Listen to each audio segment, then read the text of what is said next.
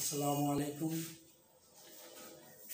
প্রিয় শিক্ষার্থীবৃন্দ, প্রীতি ও শুভেচ্ছা নিও। আশা করি এই শীতের সকালে তোমরা ভালো আছো।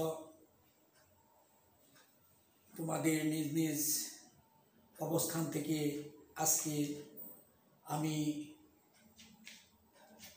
তোমাদেরকে শুভেচ্ছা জানাচ্ছি। এই সকালবেলার ক্লাসে তোমরা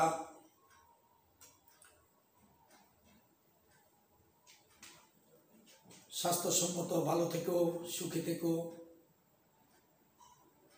আশা করি এই কনকনে ঠান্ডায় তোমরা ঘরের বাইরে বেশি ছুটাছুটি না করে ঘরের মধ্যে থাকবে, যাতে তোমাদের কোনো রকম সর্দি কাশি এই সংক্রান্ত অসুস্থতা যেন তোমাদেরকে বুক করতে না হয়, এই জন্য সতর্ক থাকবে। প্রিয় শিক্ষার্থীবৃন্দ, আজকে আমরা এই অনলাইন ক্লাসের দশম শ্রেণীর বাংলা দ্বিতীয় পত্র ক্লাসের শুভেচ্ছা জানাচ্ছি। আমি FM রায়হানুদ্দিন, সিনিয়র শিক্ষক, নাইন্দা সম্মান আদর্শ দাখিল মাদ্রাসা, শ্রীপুর গাজীপুর। প্রিয় শিক্ষার্থীবৃন্দ, আজকের আমরা নবম শ্রেণীর বাংলা দ্বিতীয় পত্র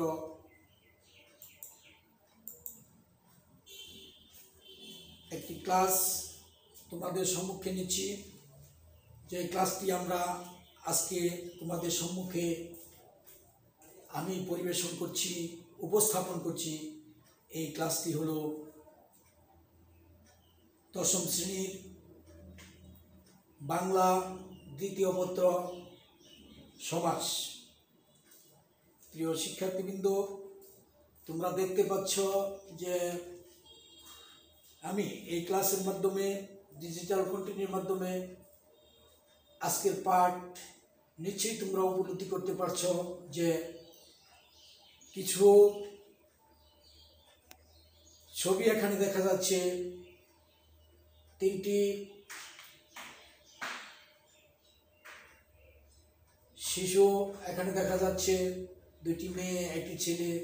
আবার আরেকটি স্লাইডের মধ্যে দেখা যাচ্ছে যে একটি মেয়ে আরেকটি লোক ফুল তুলছে। প্রিয় শিক্ষার্থীবৃন্দ, আজকের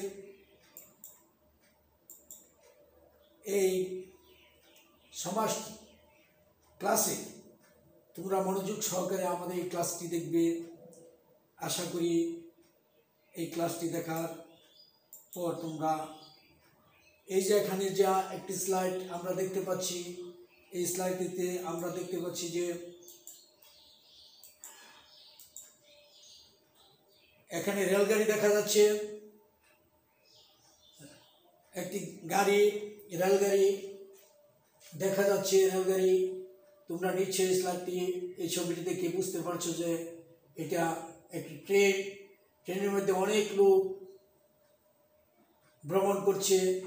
তারপরে আরেকটি ডান পাশে এখানে একটি পাত্রের মধ্যে কিছু ফুল রাখা আছে, তোমরা নিশ্চয়ই দেখতে পাচ্ছ।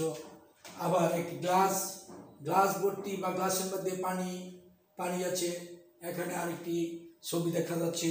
এই ছবিটি আমাদের দেশের একজন সুনামধন্য লেখিকা বেগম রোকেয়া। প্রিয় শিক্ষার্থীবৃন্দ, এই যে রেলগাড়ি, ফুল, পানি, বেগম রোকেয়া, এইগুলো রেলগাড়ি একটি নাম, ফুল নাম, পানি নাম, বেগম রোকেয়া নাম। নিশ্চয়ই তোমরা এই নামগুলো যখন দেখতে পাচ্ছ, যখন কোনো কিছুর নাম বুঝাইবে তখনই তোমরা বুঝতে পারবে যে এটি বিশেষ্য। যখন কোনো কিছুর নাম বোঝায় তখনই তোমরা বুঝতে পারবে যে এটা বিশেষ্য। প্রিয় শিক্ষার্থীবৃন্দ, আজকের এই স্লাইডের মধ্যে আরেকটি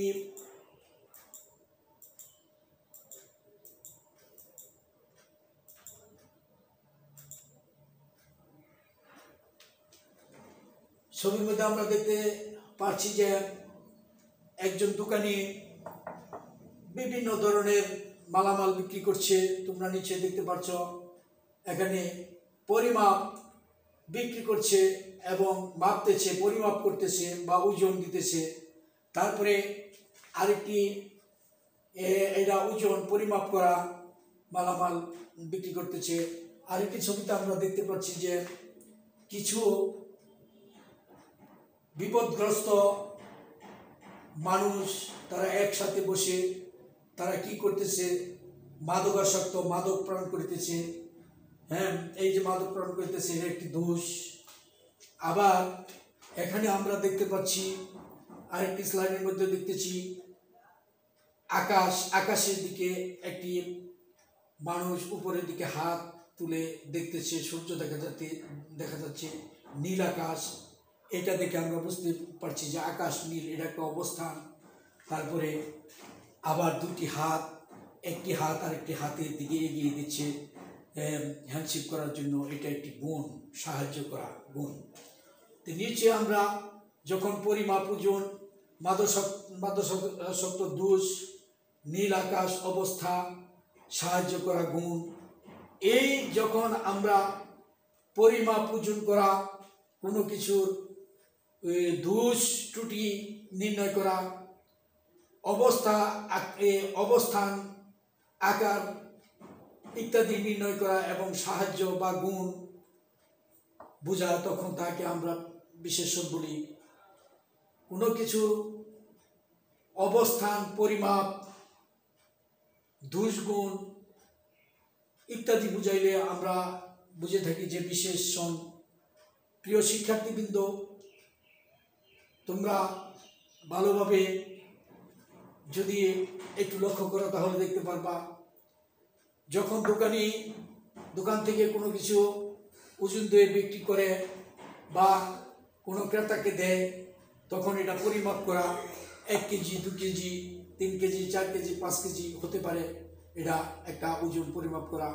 তারপরে আসে যখন একসাথে বসে কোনো খারাপ কাজ করে বা ভালো কাজ করে, ভালো কাজ করাও গুণ আর খারাপ কাজ করা দোষ। এইভাবে আকাশের দিকে, আকাশ নীল, এটা অবস্থান, তোমরা জানো, সাহায্য করা ইত্যাদি বুঝাইলে আমরা বুঝি বিশেষণ। প্রিয় শিক্ষার্থীবৃন্দ, তাহলে বিশেষণ পদের যে সমাস হয় এবং বিশেষ্য অর্থই প্রাধান্য পায় তাকে বলে বিশেষ্য এবং বিশেষণ। বিশেষ্য ও বিশেষণ পদের যে সমাস হয়, বিশেষ্য ও বিশেষণ পদের যে সমাস হয় এবং বিশেষ্যের অর্থই প্রাধান্য পায় তাহাকে বলে বিশেষণ। প্রিয় শিক্ষার্থীবৃন্দ, আমরা আজকের এখন কর্মধারায় সমাজ সম্পর্কে আলোচনা করব। আজকের এই পাঠ শেষে শিক্ষার্থীরা কর্মধারায় সমাজের সংজ্ঞা সম্পর্কে বলতে পারবে। আজকের এই পাঠ শেষে শিক্ষার্থীরা কর্মধারায় সমাজের সংজ্ঞা সম্পর্কে বলতে পারবে, কর্মধারা সমাজের প্রকারভেদ বর্ণনা করতে পারবে। প্রিয় শিক্ষার্থীবৃন্দ, উপমান ও উপমিত সমাসের পার্থক্য নির্ণয় করতে পারবে, ব্যাস বাক্য সহ সমাস নির্ণয় করতে পারবে। প্রিয় শিক্ষার্থীবৃন্দ, আজকের আমরা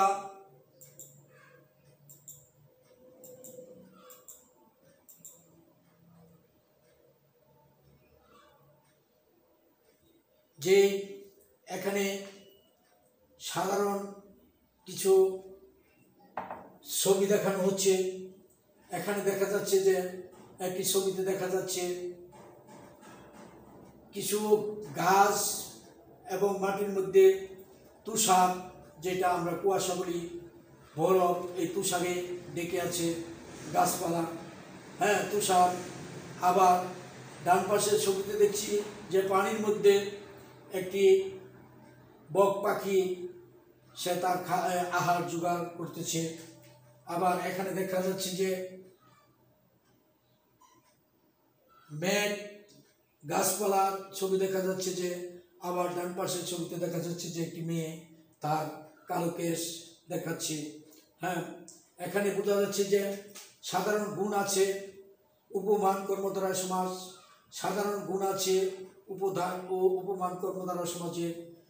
যেমন লিখছে তুষারের ন্যায় শুভ্র, তুষার শুভ্র, মেঘের ন্যায় কালো কেশ, মেঘ কালো কেশ।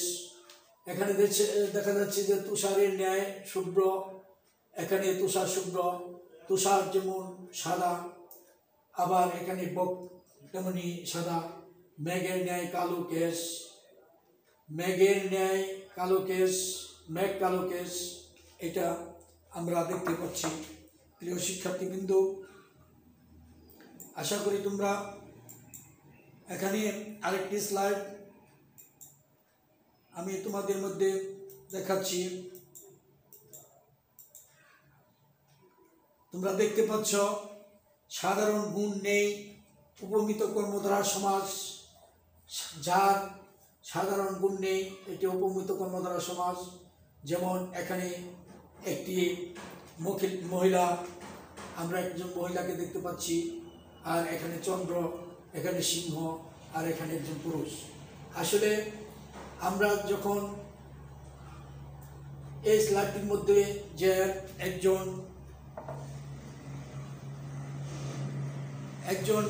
মহিলার ছবি দেখতে পাচ্ছি, বেশ সুন্দর করে তার মুখটি বেশ সুন্দর দেখাচ্ছে। আবার এখানে আমরা চন্দ্র দেখতে পাচ্ছি, চন্দ্র তো চাঁদে কোনো কলঙ্কে নিয়ে আমরা জানি, এটা খুব সুন্দর দেখায়। আবার সিংহ, সিংহ একজন সিংহ একটা শক্তিশালী প্রাণী। আবার একজন পুরুষ, সে বীরের মতো দেখা যাচ্ছে, তাকে মনে হচ্ছে যে সে বীর। হ্যাঁ, তাই এখানে বলা হচ্ছে যে চন্দ্রের ন্যায় মুখ, সমান সমান চন্দ্র মুখ। চন্দ্র যেমন কলঙ্ক থাকে না, ঠিক এই মুখের মধ্যেও কোনো কলঙ্ক নেই। এই জন্য চন্দ্রের ন্যায় মুখ, চন্দ্রের ন্যায় সমান সমান চন্দ্র মুখ, মুখটা চন্দ্রের মতোই প্রায় চন্দ্রের ন্যায়। হ্যাঁ, এই জন্য বলছে যে চন্দ্রমুখ, সমান সমান চন্দ্রমুখ। আবার সিংহের ন্যায় পুরুষ, সিংহ পুরুষ, সিংহর মতো শক্তিশালী যে পুরুষ, সিংহ পুরুষ। প্রিয় শিক্ষার্থীবৃন্দ, এইভাবে আমরা যে সমাজ সাধারণ গুণ উপমিত কর্মধারা সমাজে আমরা দেখতে পাচ্ছি, তোমরা লক্ষ্য করবে এবং বেশি বেশি করে সমাজ যদি তোমরা পড়ো তাহলে এই গুণগুলো দেখতে পারবে। কারণ বাংলা যখন আমরা পড়ব তখন যদি আমরা গ্রামারগুলো ভালো করে না শিখি, না পড়ি, তাহলে কিন্তু আমাদের বাংলা ব্যাকরণ পড়া তেমন সফলতা আসবে না। প্রিয় শিক্ষার্থীবৃন্দ, আজকের এই ক্লাসে আমরা রূপক কর্মধারা সমাজের অবৈধ কল্পনা দেখা যাচ্ছে। রূপক যে কর্মধারা, এখানে যে স্লাইডটি দেখা যাচ্ছে, মনের রূপ মাঝি, মন মাঝি। যখন মনের মতো মাঝি হয় তখন এই মনের রূপ মাঝি। এখানে একটি ছবি দেখা যাচ্ছে, এই ছবিতে আমরা দেখতে পাচ্ছি যে একজন মহিলার ছবি। ডান পাশে এদিকে দেখা যাচ্ছে যে একজন মাঝি নৌকা চালাচ্ছে। আবার এখানে কিছু বইপত্র আছে, ডান পাশে কিছু টাকা দেখা যাচ্ছে একজন লোকের হাতে। এভাবে আমরা দেখবা যে রূপক কর্মধারায় সমাসের যেমন অবৈধ কল্পনা, মনের রূপ মাঝি সমান সমান মন মাঝি। যখন মনের মতো যে হয় মাঝি হয়, মনের রূপ মাঝি, তো মন মাঝি, আবার বিদ্যারূপ ধন, বিদ্যাধন। হ্যাঁ, আমরা দেখতে পাচ্ছি যে বিদ্যাধন। এই জন্য রূপক কর্মধারায় সমাসের এক অবদ্ধ কল্পনা রূপক কর্মধারায় বলে। প্রিয় শিক্ষার্থীবৃন্দ, আজকের এই ক্লাসের মাধ্যমে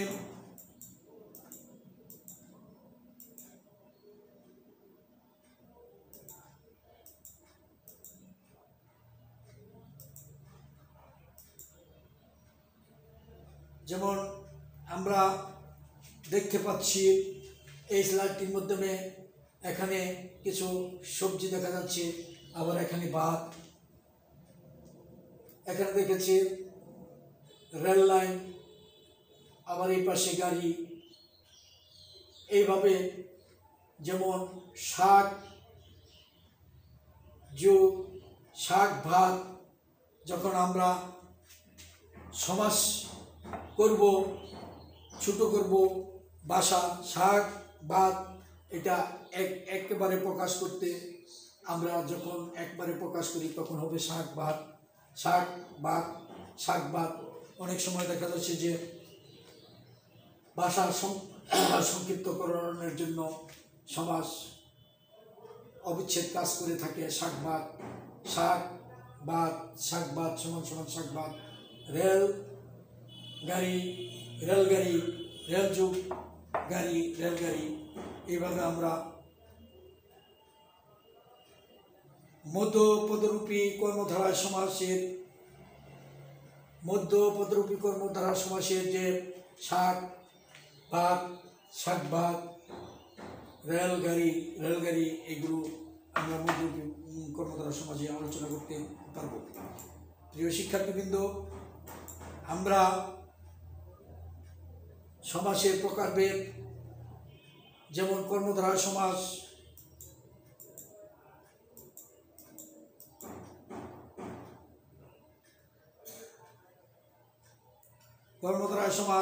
প্রকারভেদ, সমাসের প্রকারভেদ। এখানে আমরা দেখতে পাচ্ছি যে কর্মধারা সমাসের প্রকারভেদ: উপমান, উপমিত, রূপক, মধ্যপদী।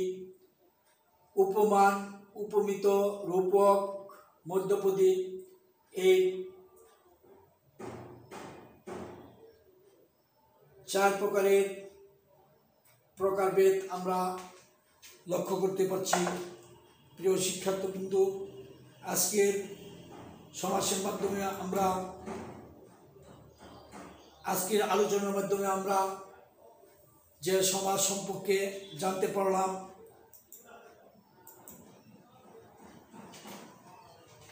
কর্মধারা সমাস কাকে বলে? আমরা কর্মধারা সমাস কাকে বলে উদাহরণ দাও। উপমান উপমিত সমাসের পার্থক্য নির্ণয় করো। ব্যাস বাক্য সহ সমাস নির্ণয় করো। দলীয় কাজ, বিভিন্ন দলে যুক্ত হয়ে আমরা কর্মধারা সমাস কাকে বলে এটার উদাহরণ তৈরি করব। উপমান ও উপমিত সমাসের পার্থক্য নির্ণয় করব। ব্যাস বাক্য সহ সমাস নির্ণয় করতে পারব। প্রিয় শিক্ষার্থীবৃন্দ, আজকের এই আলোচনার মাধ্যমে আমরা ব্যাস বাক্য সহ সমাস নির্ণয় করব। যেমন এখানে ডাক, গাড়ি, কাজল কালো, ঘর জামাই, ফুলকুমারী, রক্তলাল,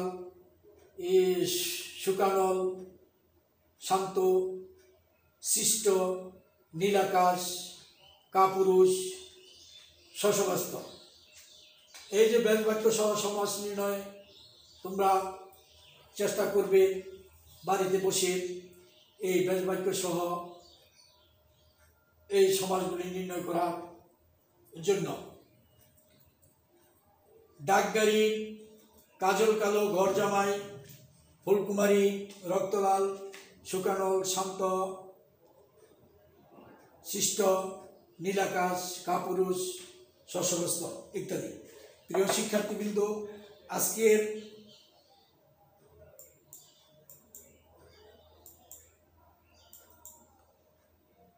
আজকে তোমরা নিশ্চয়ই লক্ষ্য করতে পারছো তোমাদের বাড়িতে বসে চেষ্টা করবে এই বাড়ির কাজগুলো করার জন্য। বাড়ির কাজ কর্মধারা সমাজ কত প্রকার ও কী কী প্রত্যেক প্রকারের উদাহরণ সহ সংজ্ঞা দাও। বাড়িতে তোমরা বসে এই বাড়ির কাজটা সুন্দরভাবে তৈরি করবে, যাতে সঠিকভাবে উপস্থাপন করতে পারো আগামী ক্লাসে, যেন আমি সুন্দরভাবে আদায় করতে পারি যে সমাজ কর্মধারায় সমাজ কত প্রকার ও কী কী প্রত্যেক প্রকারের উদাহরণ সহ সংজ্ঞা দাও। প্রিয় শিক্ষার্থীবৃন্দ,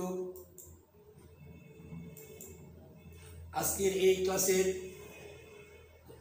তোমরা সমাজ সম্পর্কে জানতে পেরেছ। আশা করি সমাজ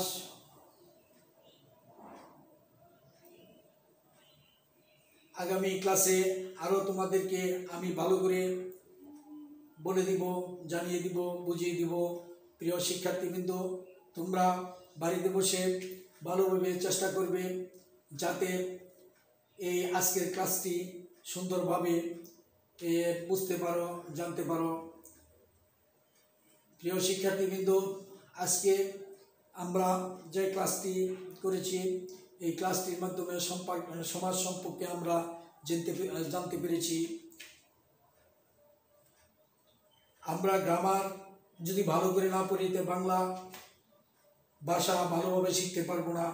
বাংলা ভাষা প্রাণী হলো গ্রামার।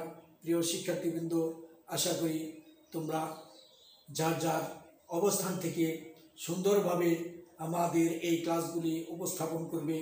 প্রিয় শিক্ষার্থীবৃন্দ, আজকের মতো এই বলে আমি এখানে শেষ করছি। খুদা হাফেজ, ধন্যবাদ।